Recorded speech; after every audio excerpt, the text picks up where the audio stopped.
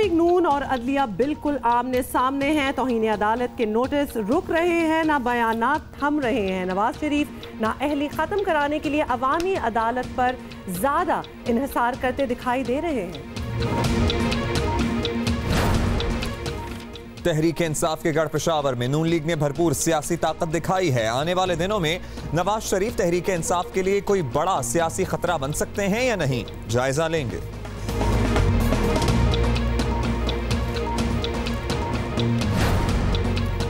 70 साल से मकबूजा कश्मीर में जुल्म का बाजार गर्म है, मगर आलमी बरादरी को चुप लगी है। बुरहान वानी की शहादत ने तहरीक में नई जान डाली है। कश्मीरी आज़ादी से कम कोई चीज़ कबूल करने को कल तैयार थे, ना आइंदा होंगे।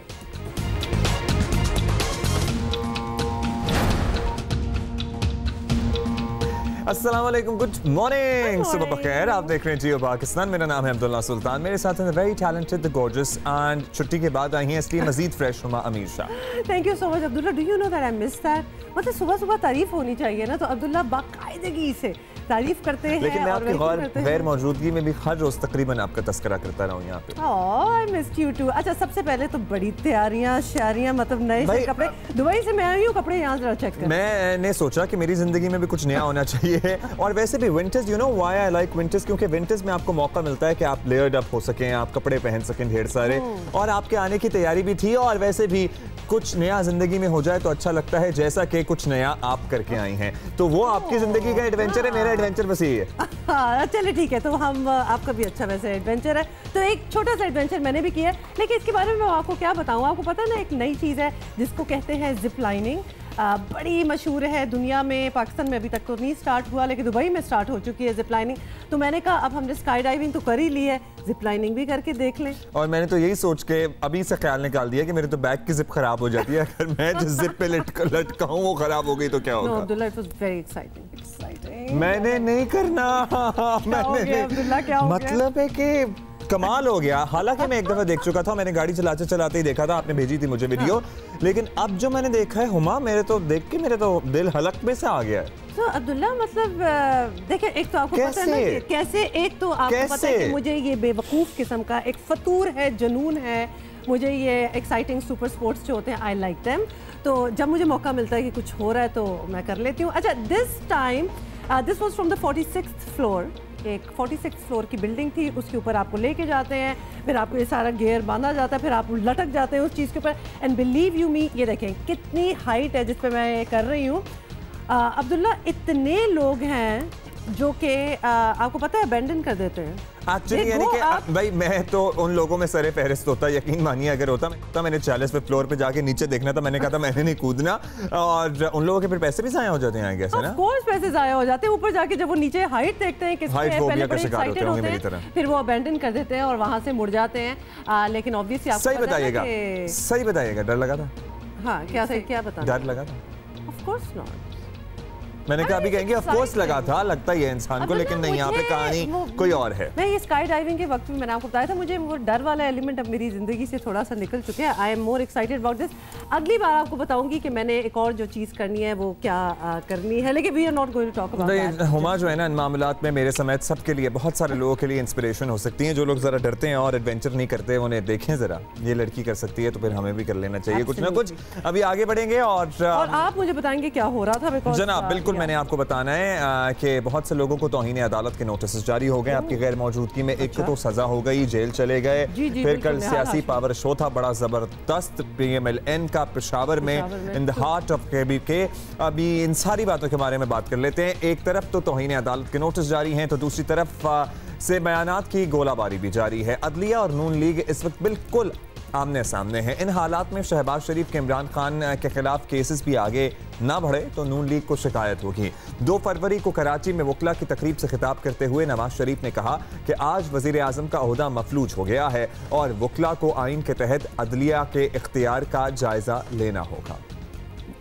वजीर आजम का ओहदा मफलूज हो चुका है। वफाकी हुकूमत, वजीर आजम और वफाकी काबीना की हैसियत ये रह गई है कि वो किसी इंतज़ामी ओहदेदार का तकर्रुर भी नहीं कर सकती।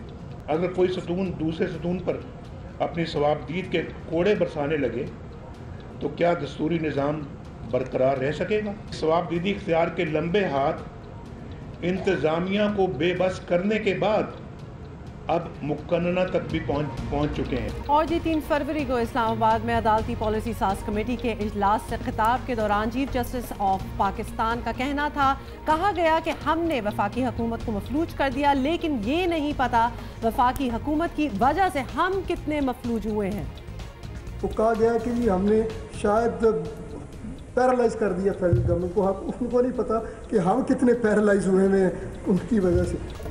और 2 फरवरी को ही गुजरावाला में मरियम नवाज ने कहा कि जब हमने निज़ाम अदल की बात की तो तौहीन अदालत के नोटिस का सिलसिला शुरू कर दिया गया। यहाँ जेलें भर जाएंगी मगर नवाज शरीफ के वफादार साथी खत्म नहीं होंगे। किस किस को नाअहल करोगे, किस किस को तौहीन अदालत के नोटिस भेजोगे, किस किस को कैद करोगे? यहाँ जेलें भर जाएंगी लेकिन नवाज शरीफ के वफादार साथी खत्म नहीं होंगे। और 3 फरवरी के ही खिताब में चीफ जस्टिस ने कहा कि मुल्क में अजीम रहनुमा और अजीम मुनसिफ आ गए तो तरक्की को कोई नहीं रोक सकता। अवामी हकूक के लिए सुओ मोटो एक्शन लिए और आगे भी लेते रहेंगे। कोई ये बता दे कि हमने अपनी सुओ मोटो जुरिस्डिक्शन में फंडामेंटल राइट्स के हवाले से कहीं ट्रांसग्रेस किया है? अगर लोगों को इलाज मुआवजे की, साफ पीने के पानी की, एजुकेशन की ये सहूलतें मुयसर नहीं आ रही तो हमने अपनी पावर एक्सरसाइज की है suo motu for the enforcement of fundamental right. Are we exceeding from that right authority? लीगी रहनुमाओं ने चीफ जस्टिस का नाम ना लिया और ना ही चीफ जस्टिस ने किसी का नाम लेकर तनकीद की है, लेकिन हुक्मरान जमात और अदलिया का यूं आमने सामने आना बहरहाल नेक शुगून तो नहीं है। और इन हालात में हम ये कह सकते हैं कि इमरान खान के खिलाफ शहबाज शरीफ के हर जाने के दावों की भी सुनवाई ना हुई तो तलखियाँ बढ़ सकती हैं। हमारे साथ हैं पंजाब हुकूमत के तर्जुमान मलिक अहमद खान साहब। बहुत शुक्रिया मलिक साहब, आपने जियो पाकिस्तान के लिए वक्त निकाला। मलिक साहब, सब देख रहे हैं, जाहिर है आपकी जमात और अदलिया आमने सामने हैं, अपैरेंटली अब इसमें कोई शक की बात नहीं रही है, तो दोनों जानिब से रद्द अमल का इजहार हो रहा है। आपको क्या लगता है, where is it going to end? देखिए अब्दुल्ला, इसका इख्तिताम तो बासूरत कुछ ऐसी आईनी बातों के साथ वाबस्ता है जो कि बड़ी बुनियादी आईनी बातें हैं। और अगर हम ये देखें कि जो हमारा कॉन्स्टिट्यूशन है उसका डिजाइन सेपरेशन ऑफ पावर्स पर है, तो जो कराची की जिस आप अभी स्पीच का रेफरेंस दे रहे थे जो मियां नवाज शरीफ साहब की तकरीर थी, तो उस पर मैं आपको 3-4 बड़ी ग्लेरिंग एग्जांपल्स दे सकता हूँ। मुझे एज अ कॉन्स्टिट्यूशनलिस्ट मुझे इस चीज पर एतराज है कि ये इंक्रोचमेंट जो है वो चाहे मेरी इख्तियार पे किसी पार्लियामेंट के इख्तियार पर अगर किसी की हो, तो मुझे पार्लियामेंट की सैंक्टिटी बहुत बहुत अजीज है। चलिए ठीक है, इतराजात हैं, कहीं पर लोग कहते हैं कि पार्लियामेंट की वर्किंग पे, तो बहुत से इतराजात के साथ कुछ बातें बुनियादी बातें हैं, जैसे जो पहले दिन से हम नुक्ता उठा रहे हैं कि देखें ये जो ये इसी पनामा के केस में जेआईटी की कॉन्स्टिट्यूशन थी, तो वो बड़ा बुनियादी टेस्ट है, लिटमस टेस्ट है। उसमें देख लें कि क्या जो जेआईटी की कॉन्स्टिट्यूशन थी वो किस कानून के तहत थी। फॉर एग्जांपल कि अगर उसमें 2 ऐसे अफसरान बैठने थे, उसकी कंपोजिशन ये रिफ्लेक्ट कर रही थी कि उसमें 2 मिलिट्री पर्सनल आके बैठे, तो उसको बिठाने का वाहिद तरीका जो था वो एंटी टेररिज्म एक्ट था। उसके अलावा कोई और कानून था नहीं। मलिक साहब आगे आ जाए, आगे बढ़ जाते हैं, आगे बढ़ जाते हैं और आपसे बहुत से जी मैं हुमा जो मैं कह रहा हूँ, देखें मेरा मकसद, मुझे just let me prove my point what I am saying, क्योंकि ये बहस खुलना कोई बुरी बात नहीं है, ये बहस खुलना एक अच्छी बात है, सेहतमंद रिवायत है। ये बहस खुलनी चाहिए जो सेपरेशन ऑफ पावर्स की बेसिक बुनियाद है, जिसके ऊपर पूरा कॉन्स्टिट्यूशन डिजाइन हुआ है, जिसकी बुनियाद पर हमारा सारा निजाम चलता है। तो उसमें अगर ये बहसें खुलें तो कोई बुरी बात नहीं है, लेकिन जहां पर कुछ लोगों के वो राइट्स इन्फ्रिंज हो जाएं, और वो राइट्स जो हैं जो किसी सूरत भी ऐसे नहीं है कि जिनको एक पिलर ऑफ द गवर्नमेंट किसी दूसरे पिलर की जगह पर, अभी देखें आपने दो स्पीच के 2 इख्तिसाबात सुनाए हैं।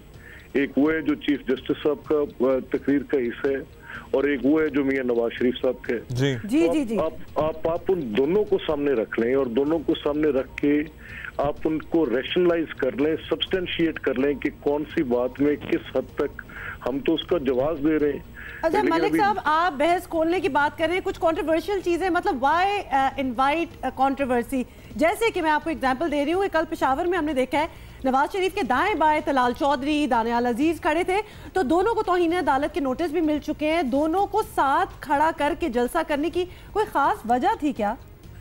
देखिए हुमा, जहां ये बात है कि अगर कुछ लोग किसी एक जुडिशियल एक्शन के विक्टिम हो तो वो सिटीजन ऑफ पाकिस्तान है, और प्राइमरी मोस्ट जो है वो सिटीजन ऑफ पाकिस्तान की वेलबींग है, और वेलबींग जो है वो कॉन्स्टिट्यूशन इंश्राइन करता है। और अगर कुछ किसी की गई नाइंसाफी पर आवाज उठाएं और उसको फिर किसी तौहीन के जिम्रे में लिया जाए, तो वो तो फिर आप समझ सकती हैं कि उसमें उसका पॉलिटिकल फॉल आउट है।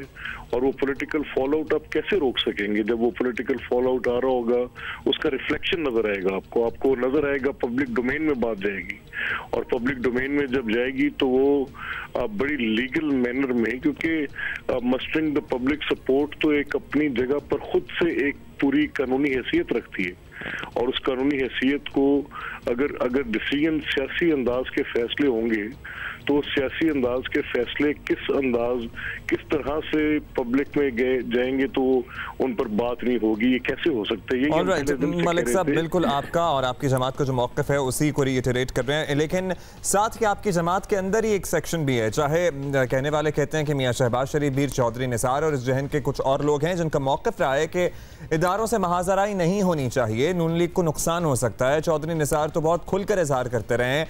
अगर ये सिलसिला जारी रहा तो आप नहीं समझते कि पार्टी के अंदर कुछ मुखालफत का सामना करना पड़ सकता है मियां साहब को और उनके रफ़क़ा को? नहीं, देखिए, मैं खुद इस ख्याल का हामी हूँ कि अदारों के दरमियान महाजराई नहीं होनी चाहिए, लेकिन जहाँ पर कानून के इस्तेमाल की बात और सियासत की हदूद क़यूद की बात होगी तो उस पर तो हम अपनी राय रखते हैं ना जी। अगर किसी वजह से कि मुझे लगेगा कि कोर्ट का एहतराम मेरे नज़दीक बहुत ज़रूरी है, होना चाहिए, इसी तरह से पार्लियामेंट का एहतराम भी बहुत ज़रूरी है।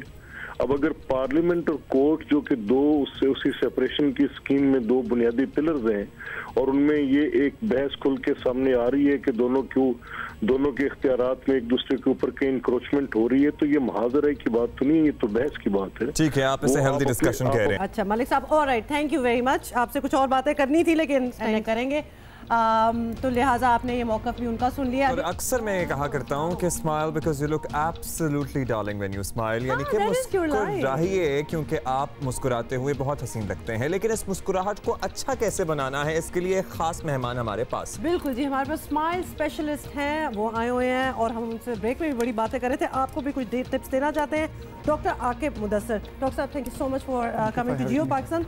सबसे पहले तो डॉक्टर साहब, मतलब लोग अब इतना तवज्जो दे रहे हैं स्माइल पे कि अपनी स्माइल परफेक्ट करनी है, उन्होंने दांत ठीक करवाने हैं। Why smile so important?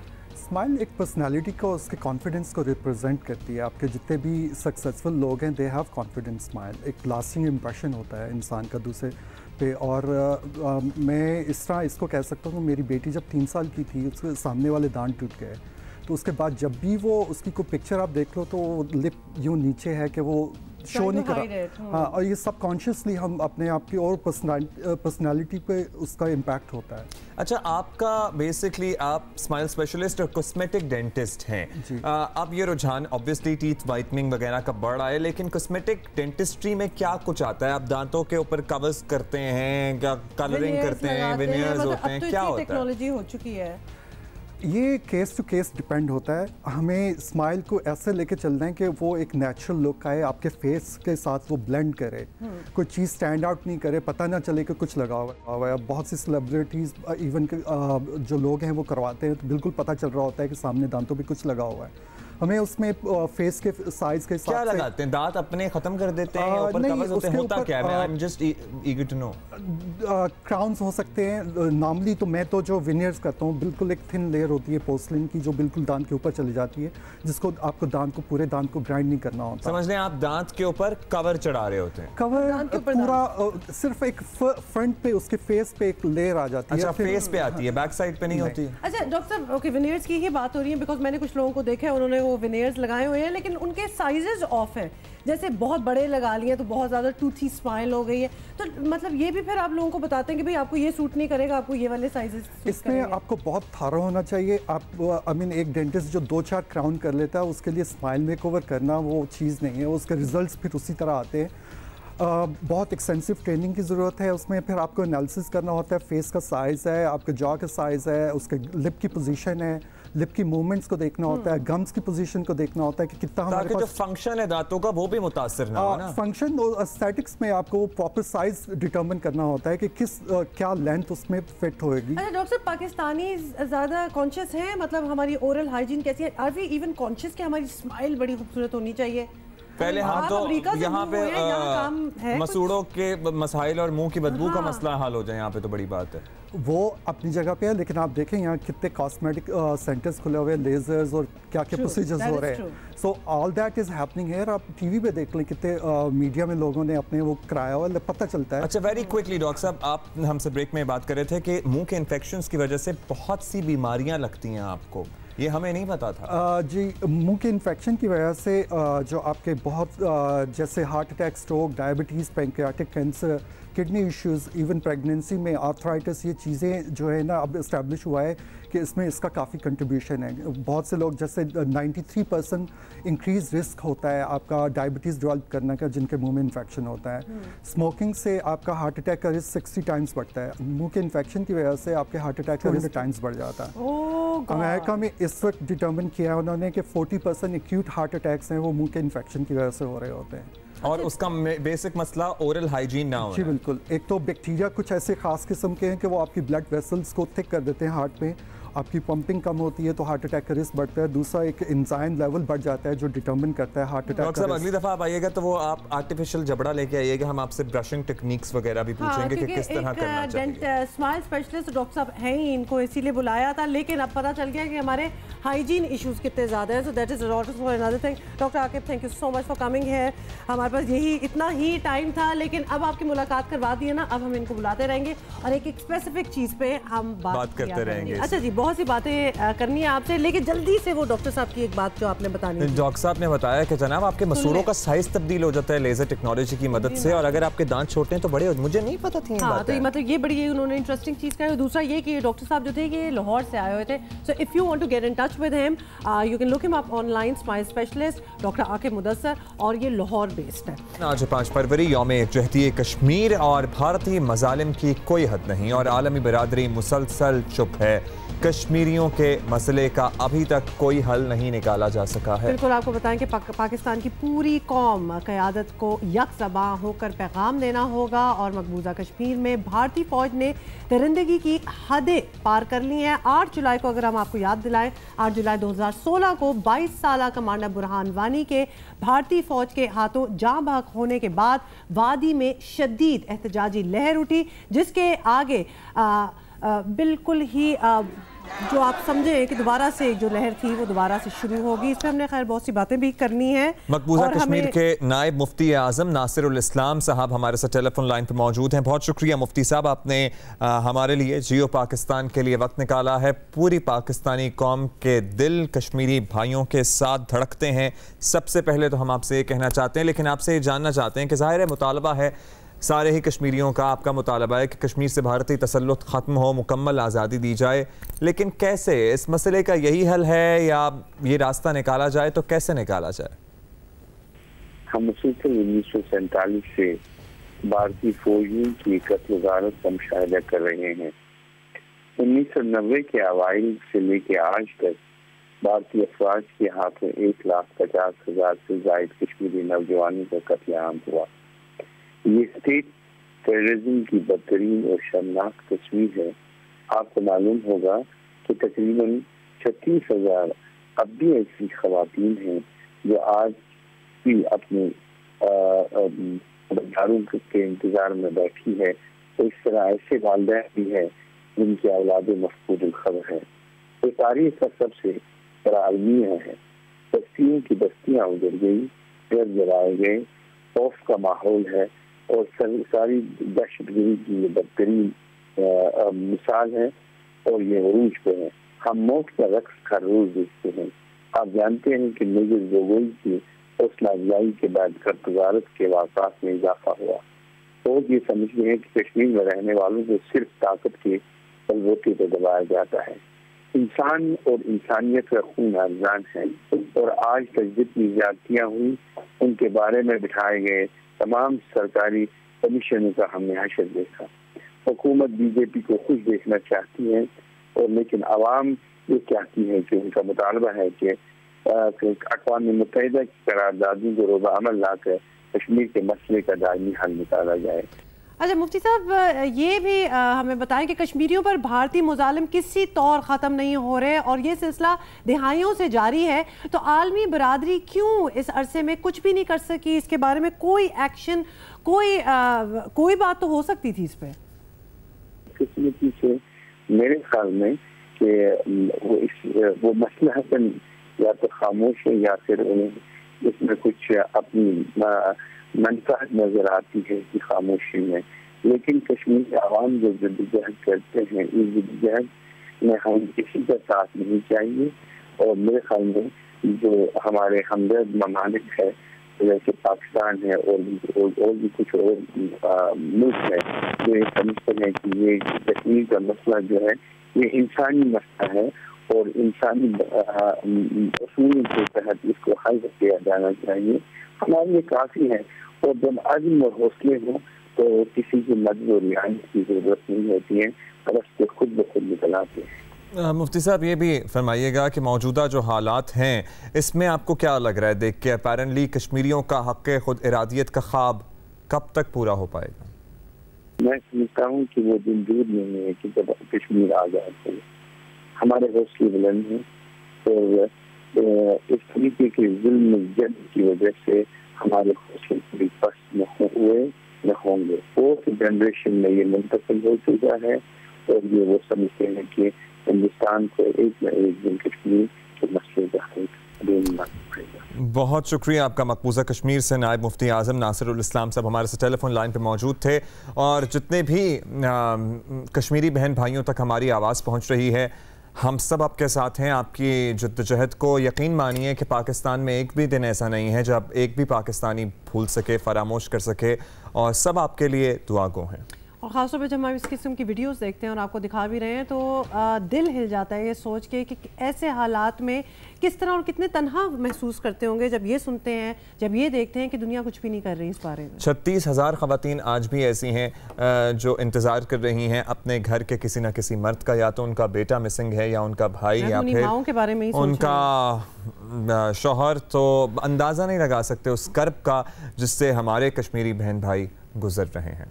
आगे बढ़ेंगे, मैं खुद टॉपिक बदलूंगा और मैं आपको बताऊंगा कि निहाल हाशमी के सिलसिले में अब क्या डेवलपमेंट्स हैं। निहाल हाशमी को सजा पर कराची बार एसोसिएशन ने हड़ताल कर दी है और वकला का एक धड़ा तो खुलकर फैसले की मुखालफत कर रहा है। सुप्रीम कोर्ट की जानिब से मुस्लिम लीग नून के रहनुमा निहाल हाशमी को सजा दिए जाने के खिलाफ कराची बार एसोसिएशन की जानिब से 3 फरवरी को अदालती उमूर का मुकम्मल बॉयकॉट किया गया। अच्छा, आपको ये भी बताएं कि वकला का कहना था कि वो निहाल हाशमी की जानिब से इस्तेमाल किए गए अल्फाज की मुखालफत करते हैं, मगर जब निहाल हाशमी ने गैर मशरूत माफ़ी मांग ली थी तो उनकी सज़ा, उनको रादा सज़ा देना गैर मुनासिब है, क्योंकि इससे कबल भी इस तरह के वाक़यात जो हैं सामने आए हैं मगर उन्हें कभी सज़ा नहीं दी गई, which is kind of true.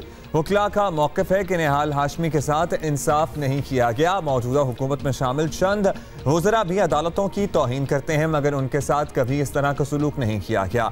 आला अदालतों को सियासी मामलात में कम से कम मुदाखलत करनी चाहिए और तमाम इदारों को आईनी हुदूद में रह कम काम करना चाहिए। एक मौक़िफ़ ये भी था कि चूँकि निहाल हाशमी साहब के रिमार्क्स पर्सनल थे इसलिए जजेस को ये मामला सुनना ही नहीं चाहिए था।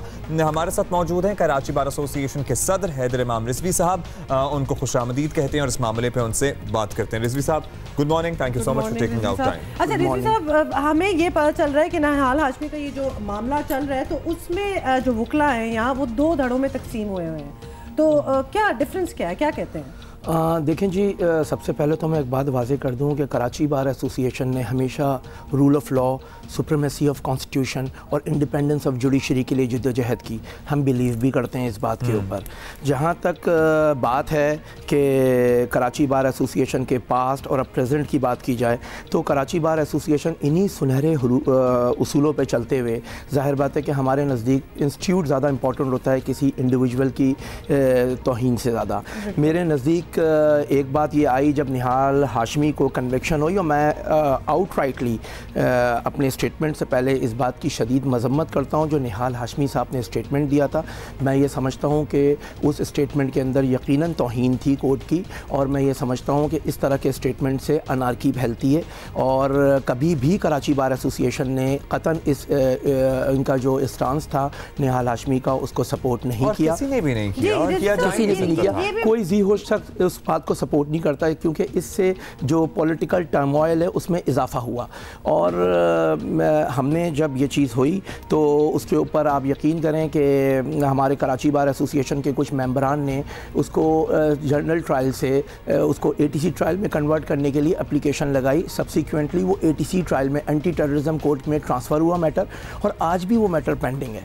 तो ये जो एक इम्प्रेशन आ रहा है कि हम कहीं किसी के जुर्म के ऊपर, या कोई अगर काला कोट वाला कोई जुर्म करे तो वकला आगे आ जाते हैं, ये कतअन मैं इसके को डिनाई करता हूँ, वेहेमेंटली डिनाई करता हूँ।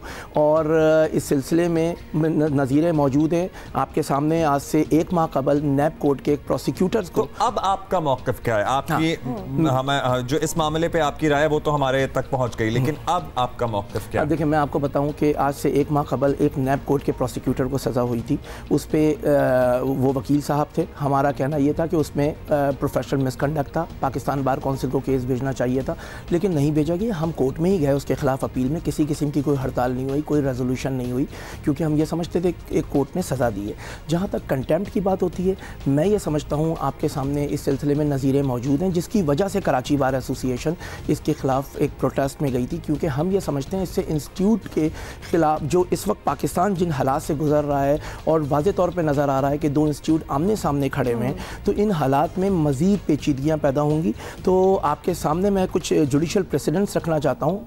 इमरान खान केस था जो 2014 PLD में रिपोर्ट है, अल्ताफ़ हुसैन केस है, जिसके अलावा बहुत से और के ताहिरुल क़ादरी साहब ने अपने स्पीच में जब वो सिट इन किए हुए थे पार्लियामेंट के बाहर, उस वक्त उन्होंने उस वक्त के चीफ जस्टिस इफ्तिखार मोहम्मद चौधरी साहब के मुतालिक जिस तरह की ज़बान इस्तेमाल की थी वो कंटेम्प्ट में आती थी। और आप तो ज़रा पीछे जा रहे हैं, अभी आप लेटेस्ट भी देखें कि इस्लामाबाद में जो प्रोटेस्ट हो रहे थे, खादिम हुसैन रिजवी की बात कर लें, तो मतलब this kind of language that he use, ये तो बड़ी, ये तो फिर पिक एंड चूज किया जा रहा है। नहीं, मैं ये समझता हूँ कि जुडिशरी ने हमेशा तहम्मुल का मुजाहरा किया, और ये जो मौजूदा चीफ जस्टिस हैं साकिब निसार साहब, हमेशा से इनकी जो पॉलिसी रही है, जिस किस्म का इन्होंने जुडिशल रिस्ट्रेंट अडॉप्ट किया है, एक्सरसाइज किया है, मैं समझता हूँ हमेशा से काबिल तारीफ़ है। और इससे पहले भी जो चीफ जस्टिस साहिबान रहे हैं, कंटेम्प्ट होती रही हैं, कंटेम्प्शियस। देखें, 2 तरह की कंटेम्प्ट होती हैं, इसमें हमें डिस्टिंक्शन ड्रॉ करनी पड़ेगी। एक कंटेम्प्ट होती है जब किसी ऑर्डर की वायलेशन की जाती है कोर्ट के, और एक कंटेम्प्ट होती है जब स्कैंडलाइज किया जाता है कोर्ट को। ज़्यादा सीरियस ऑर्डर की वायलेशन होती है। स्कैंडलाइज करना जब पॉलिटिकल फिगर्स करती हैं स्कैंडलाइज, आम तौर पे आज ये सिलसिला क्या निहाल हाशमी की सज़ा पे रुक जाएगा? मैं ये समझता हूँ कराची बार एसोसिएशन ने आज स्ट्राइक जो इस पे दी, ये हमारा किसी किस्म का जजमेंट पे प्रोटेस्ट नहीं था। हमारा ये प्रोटेस्ट था कि इससे पॉलिटिकल टर्मोइल बढ़ेगा, बेचैनी सियासी बढ़ेगी, और इससे हालात काबू में आने वाले नहीं हैं। तो आप वैसे सजेस्ट क्या करते हैं अगर ये कर्टेल करना हो? मतलब या तो ये खुद ही पॉलिटिशियंस अपनी ओन पे ही कर लेना कि हमें ये वाली लैंग्वेज नहीं यूज़ करनी चाहिए, अदरवाइज क्या तरीका हो सकता है? देखें, इसमें कोई तरीक़ेकार तो वाज़े तौर पे अडॉप्ट नहीं किया जा सकता। माफ़ी मांग ली थी तो मामला मेरे अपना ख्याल ये था कि जब बिलेटेडली माफ़ी मांगी गई 7 महीने के देर से, और तकरीबन 7 मंथ का जो डिले था, उसके बाद इन्होंने पहले कंटेस्ट किया निहाल हाशमी ने, उसके बाद उन्होंने माफ़ी मांगी। आम तौर पे होता ये है कि outrightly at the very outset जो कंटेम्नर्स होते हैं वो अनकंडीशनल अनक्वालिफाइड माफ़ी मांगते हैं, लेकिन मेरे ख्याल से कोर्ट को मैग्नेमिटी का मुजाहरा करना चाहिए था जो आमतौर पे होता है, क्योंकि इस तरह के प्रोपेगेंडे से, इस तरह की ज़बान इस्तेमाल करने से कोर्ट के ख़िलाफ़ मेरे ख्याल से आवाम में उनका इंप्रेशन ख़राब नहीं होता। अलबत्ता ये जो अब जजमेंट और ऑर्डर आ गया है और ये जो सीरीज़ शुरू हो गई है, इससे हालात मज़ीद पेचीदा होंगे और जुडिशल रिस्ट्रेन का बेसिक जो फार्मूला और बेसिक जो नज़रिया है वो भी मुतासिर होगा। बहुत शुक्रिया आपका। कराची बार एसोसिएशन के सदर हैदर इमाम रिजवी साहब, मौक़िफ़ आपका हम तक पहुँच गया। आपकी जो भी राय है हम तक ट्विटर पे जियो पाकिस्तान टीवी पे पहुंचा सकते हैं। अच्छा जी, एक सवाल जो कि क्योंकि आपको पता है कि मैं तो छुट्टियों पे थी, मुझे नहीं पता, लेकिन अब्दुल्ला क्या हमने स्टूडेंट से बात जारी रखी है? जनाब, हमने आबदी साहब को यहाँ बुलाया हुआ था और बड़ी तफसील से हमने उनसे बातें की हैं, लेकिन आज भी हमारे साथ मौजूद हैं। थैंक यू सो मच आबदी साहब। अगर आपकी इजाज़त है तो मैं पूछ लेता हूँ, क्योंकि बहुत से सवाल आए हैं, लेकिन एक सवाल जो मैंने पिक किया वो ये था कि आबदी साहब, आपको पता है कि अमेरिका की जानिब से पाकिस्तान की इमदाद की मुअत्तली का जो मामला है उससे स्टूडेंट्स बड़ा परेशान है, क्योंकि बहुत सारे लोग फुल ब्राइट पे हैं, स्कॉलरशिप्स पे हैं, तो जो तलबा को मिलने वाले वजीफे हैं उन पर भी असर पड़ेगा? जी, बड़ा अहम सवाल है। देखिए, अमेरिका जो है, इसमें कोई शक नहीं कि पाकिस्तान के अंदर एजुकेशन के ऊपर ख़ासी जो है वो फाइनेंशियल सपोर्ट प्रोवाइड कर रहा है, एक्सपर्ट सपोर्ट भी प्रोवाइड कर रहा है थ्रू USAID और USF। इनके जितने प्रोग्राम्स हैं एजुकेशन सेक्टर में, टीचर ट्रेनिंग वगैरह में, वो काफ़ी प्रोमिनेंट है। और इसके अलावा जो है वो आपको पता है कि जो हमारे प्रेसिडेंट साहब हैं, वो उनके मूड के हिसाब से जो है वो रूल्स एंड रेगुलेशंस जो हैं वो चेंज होते हैं। तो अब ये देखना पड़ेगा कि आगे क्या होता है। ऑलराइट। अच्छा आबदी साहब, रिसेंटली मैं किसी एक दो स्टूडेंट से मिली हूँ जो चाइना में पढ़ के आए हैं, तो वी नो कि चाइना और ख़ासतौर पे जापान में भी बहुत ज़बरदस्त किस्म की यूनिवर्सिटीज़ हैं, तो क्या चांसेस हैं पाकिस्तानी बच्चों के लिए, पाकिस्तानी स्टूडेंट्स के लिए कि वो वहाँ जाके पढ़ सकें? जी, आपने बिल्कुल सही कहा। देखिए, जापान और चाइना दोनों एक ऐसे मुल्क हैं जहाँ पर बहुत रैंकिंग और रिप्यूटेबल यूनिवर्सिटीज़ मौजूद हैं, और इन दोनों मुल्कों ने तेज़ी से अब इंटरनेशनल एजुकेशन की तरफ देखना शुरू किया है, जिसका मतलब ये है कि they would be looking for incoming international students. उनके लिए जो ज़रूरत है वो ये है कि वो अब उनकी यूनिवर्सिटीज़ जो हैं वो इंग्लिश टॉट डिग्रीज़ ऑफ़र कर रही हैं, कम लेकिन कर रही हैं, और वजीफ़े भी देना शुरू कर दिए उन्होंने। अगर आप यहाँ पर जापानीज़ जो एम्बेसी है उसकी साइट पर जाएंगे तो वो तमाम लिस्ट है वहाँ वजीफ़ों की। लेकिन ज़रूरी ये है कि अगर आप कामयाब होना चाहते हैं जापान में, तो आपको उनकी लैंग्वेज ज़रूर सीखनी पड़ेगी, और अगर आप उनकी जापानीज़ लैंग्वेज सीख लेते हैं फिर तो अनलिमिटेड अपॉर्चुनिटीज़ हैं जापान में। इसी तरह चाइना, हम पाकिस्तानी स्टूडेंट एक अरसे से जा रहे हैं, लेकिन चाइना ने भी और उनकी यूनिवर्सिटी तेज़ी से अपने अंदर अंग्रेज़ी के कोर्सेज़ और अंग्रेज़ी की डिग्रीज़ जो अंग्रेज़ी में टीच की जाती हैं वो ऑफ़र करना शुरू कर। बहुत शुक्रिया आपका आबदी साहब। आई नो फ्यू डॉक्टर्स जो कि चाइना से पढ़ के आए हुए हैं और यहाँ पे आके वो इम्तिहान देते हैं और वो बड़े ज़बरदस्त तरीके से पास होते हैं और वो यहाँ पे प्रैक्टिस कर रहे हैं। तो चाइना में जाके भी आप डॉक्टरी कर सकते हैं और अंग्रेज़ी में डॉक्टरी पढ़ाई जा रही है। चाइना और जापान, ये दोनों जो हैं ये ऑप्शंस डेफिनेटली एक्सप्लोर करनी चाहिए वो स्टूडेंट वाला, तो बाकी दुनिया तो जा ही रही है, आपको पता है अमेरिका। अच्छा जनाब, हम तो यहाँ बैठे हुए हैं, हुमद भाई से आगे, लेकिन और लोग जो है ना, आपको पता है, पता नहीं कौन कौन हमारे कॉलीग्स इधर उधर घूमते रहते हैं। तो फैज़ान लाखानी जो हमारे स्पोर्ट्स कॉरेस्पॉन्डेंट हैं, वो भी, पहले तो मैं यूनुस खान से जेलस था,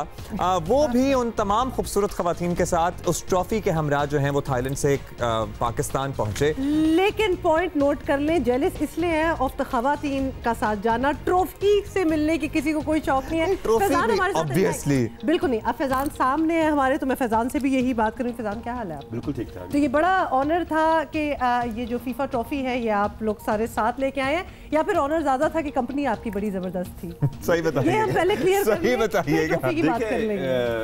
कंपनी तो बहरहाल अच्छे सेलिब्रिटीज थे और सब भी हम्बल और डाउन टू अर्थ लोग थे। जिस तरह कुछ देर पहले बात की सारे लोग पाकिस्तान से अपनी अपनी फील्ड के जो लोग थे वो गए थे, बट बड़ी बात हमारे लिए as a journalist, as a sports journalist, मेरे लिए बड़ी बात ये थी कि उस हिस्टोरिक मोमेंट का, उस हिस्टोरिक जर्नी का मैं पार्ट था। जो लोग गए थे यहाँ से चियांग माई थाईलैंड और वहाँ से फीफा ट्रॉफी को, फीफा के जो स्पेशल एयरक्राफ्ट है उसमें लेकर पाकिस्तान आए, और उन 16 लोगों में हम among the first people to witness that trophy, जो और फिर उसके हवाले से जो पूरी एक हिस्टोरिक जर्नी को हमने कवर किया। मेरे लिए एज ए कैरियर, मेरे लिए मेरे अपने प्रोफेशनल कैरियर में एक बड़ी अच्छी एक चीज़ ये ऐड हुई है। It's recognition, I am sure आप भी समझते होंगे फॉर पाकिस्तान फुटबॉल लवर्स कि पाकिस्तान को भी ये ऑनर मिला, एजाज मिला कि वो ट्रॉफी इधर भी आई है, मतलब they included Pakistan in that world tour. बिल्कुल बिल्कुल। और मेरी जब फ्लाइट पे मैंने इंटरव्यू किया जो फ्रेंच फुटबॉलर साथ थे, क्रिस्टियन कैम्बियो, तो उन्होंने भी इस बात को बड़ा इंडोर्स किया कि हमें पता है कि पाकिस्तान में फुटबॉल का कितना जोश और खरोश है। उन्होंने इनफैक्ट इस बात को भी मेंशन किया कि उन्हें इस बात का इल्म है कि हमारा पाकिस्तान का एक चैनल ला लीगा के मैचेस दिखा रहा है हमारे चैनल के हवाले से। उन्हें भी मालूम था कि पाकिस्तान में इतना क्रेज है कि प्राइवेट चैनल्स वहाँ पर स्पेनिश लीग के मैचेस दिखा रहे हैं। उसकी बात है फैजान कि इतना क्रेज, लाखों करोड़ों फैंस हैं, आप यूनिवर्सिटी कॉलेजों में चले जाएं, जो क्रिकेट की हद तक जुनून है वो तो है, लेकिन फुटबॉल का भी कुछ कम नहीं है क्रेज। जब फीफा हो रहा होता है या जब इवन लीग मैचेस हो रहे होते हैं तो लड़के पागल हुए होते हैं, इवन लड़कियां भी। फिर भी अच्छा, जब स्कूल कॉलेजों में खेलते ही बड़ा अच्छा है, कोई हमारा इंटरनेशनल लेवल पे कोई नाम नहीं है, फिर कोई सीन नहीं है। देखिए, इंटरनेशनल लेवल पर आने के लिए हमें उस लिहाज से अपनी तरबियत करनी पड़ेगी, उस लिहाज से हमें तैयारियां करनी पड़ेगी।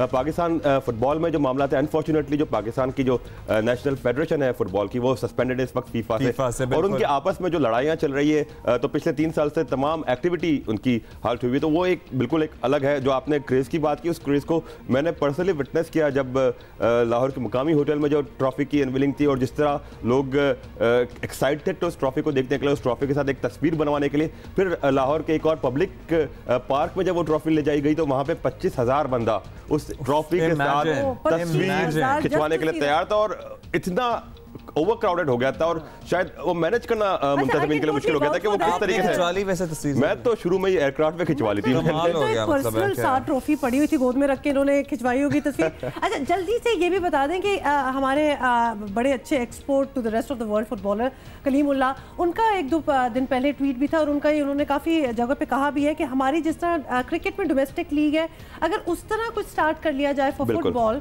तो बड़े अच्छे चांसेस हैं। We don't have to start at the top, लेकिन छोटा तो हम स्टार्ट कर सकते हैं। इनफैक्ट जियो कोई इंटरव्यू में कलीम ने ये बात की थी कि पीएसएल टाइप की एक लीग अगर फुटबॉल के लिए शुरू की जाए तो बहुत बेहतर होगा। और अभी पाइपलाइन में ऐसी चीजें हैं जो लोग फीफा की ट्रॉफी पाकिस्तान लेकर आए, वही लोग ये प्लान कर रहे हैं कि स्कूल लेवल पर एक तरह का टूर्नामेंट, जिस तरह के टूर्नामेंट ब्राजील में हो रहे होते हैं, जहाँ से सारा टैलेंट ग्रास रूट से ऊपर आता है, इस तरह का स्कूल लेवल से फुटबॉल की एक लीग पाकिस्तान में शुरू की जाए, जिसमें तमाम प्लेयर्स जो स्काउटिंग करके उसको सेलेक्ट किया जाए और फिर टीम्स बने।